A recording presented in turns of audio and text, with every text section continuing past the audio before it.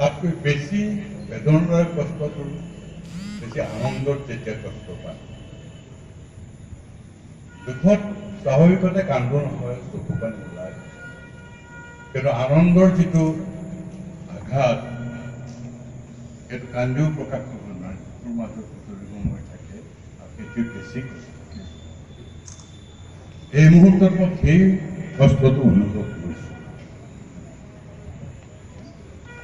আগতে এখন কথা শুনিছিলোঁ, আমি ঘৰৰ দিনতো শুনিছিলোঁ, এনেও শুনিছিলোঁ, ঘৰৰ গৰু আৰু বাৰীৰ ধানৰ আহি যোৰা মাৰে।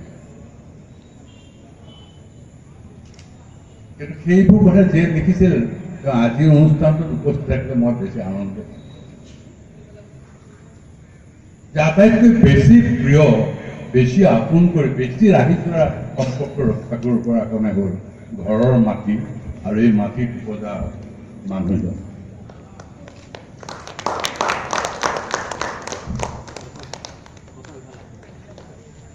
অসমৰ ইমূৰে সিমূৰে ঘূৰি ফুৰোঁতে বিভিন্ন জনৰ পৰা মৰম পাইছোঁ, আঁকোৱালি পাইছোঁ। বিভিন্ন ভাৰতৰ বিভিন্ন ঠাইত সন্মান বুটলিছোঁ আৰু বৰ দামী দামী হোটেলবিলাকতো আছে, য'ত দামী দামী সুস্বাস্থ্য আহাৰ গ্ৰহণ কৰিছোঁ।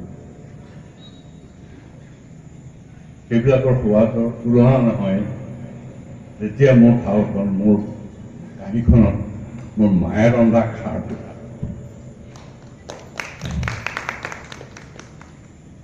তেনেকুৱা সোৱাদ মই কোনো আঞ্জাতে নাপাওঁ। আৰু আপোনালোকে দিয়া আজিৰ মৰমখিনি, যিকেইটা দিন মই জীয়াই থাকোঁ, এটা মুহূৰ্তৰ বাবে মই পাহৰিব নোৱাৰোঁ। এটা মুহূৰ্তৰ বাবে আপোনালোকক মোৰ কৃতজ্ঞ অন্তৰৰ শ্ৰদ্ধা জনাইছোঁ। বেছি কথা ক'বলৈ অলপ টান লাগিছে মোৰ এতিয়া এই মুহূৰ্তটো, কষ্ট পাইছোঁ তোমাক।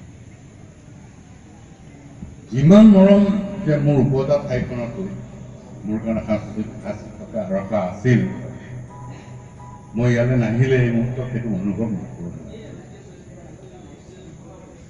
মই এজন এজনকৈ নাম ধৰি মই নকওঁ, কাৰণ আটাইখিনিয়ে মোৰ চিনাকি ইয়াৰে। তাৰোপৰি বীৰেন্দ্ৰ শইকীয়াদেৱৰ পৰা আৰম্ভ কৰি গুৰুজ্যোতিলৈকে এই আটাইখিনিয়ে মোৰ চিনাকি, বৰ আপোন। মোৰ জীৱনৰ সাংস্কৃতিক জীৱনৰ পথত মই বিভিন্ন ক্ষেত্ৰত মই এইসকল ব্যক্তিৰ মই ক'ব নোৱাৰিকে সহায় কৰিছোঁ। বিশেষকৈ মই এই মুহূৰ্তত এটা কথা ক'ব খুজিছোঁ আপোনালোকক, যে অসম চৰকাৰে মোক এটা পুৰস্কাৰ দিছিল গীতৰ বাবে, নাট ৰচনাৰ কাৰণে, চকুৰ কাৰণে নিজে এটা সন্মান জনাইছিল। সেইটো হৈছে কি আছিল জানো নামটো, অতুল চন্দ্ৰ হাজৰিকা বঁটা। আৰু সেই সুখবৰটো প্ৰথম দিয়া ব্যক্তিজন হৈছে শ্ৰদ্ধেয় বীৰেন্দ্ৰ শইকীয়াদেৱ। তেখেত খবৰটো মোক দিয়া নাছিল,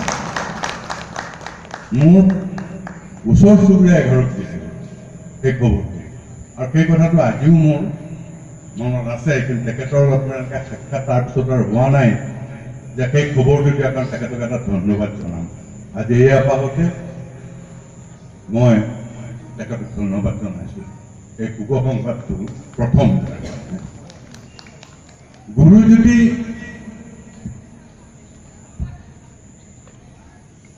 মোৰ একেবাৰে নিজা ঠাইৰ মানুহ, সেইদিনাখনকে মোৰ অচিনাকি হৈ আছে। এতিয়া লাহে লাহে গুৰুজ্যোতি মোৰ ইমান বেছি চিনাকি হ'বলৈ ধৰিছে যে ক'ৰবাত যেন মোৰ বুকুৰ মাজত এই ল'ৰাটো লুকাই আছে, মোৰ তেনেকুৱা অনুভৱ হৈছে। আৰু তাৰ বাহিৰে আৰু তেনেকুৱা অনুভৱ নহ'ব বা কিয়, এই আটাইখিনি মানুহ মোৰ জন্মভূমি দৰঙৰ, এই যিখিনি মানুহ ইয়াৰে বতাহ, ইয়াৰে পানী খাই ডাঙৰ দীঘল হৈছে, গতিকে আমাৰ এটা আন্তৰিকতা থাকিবই। আমি যিমানেই যি নহয়, আমি যিমানেই ভাগ ভাগ কৰিবলৈ চেষ্টা নকৰোঁ, মাটিৰ গুণটো সকলোৰে নাকত একেলগে লগাই আছে।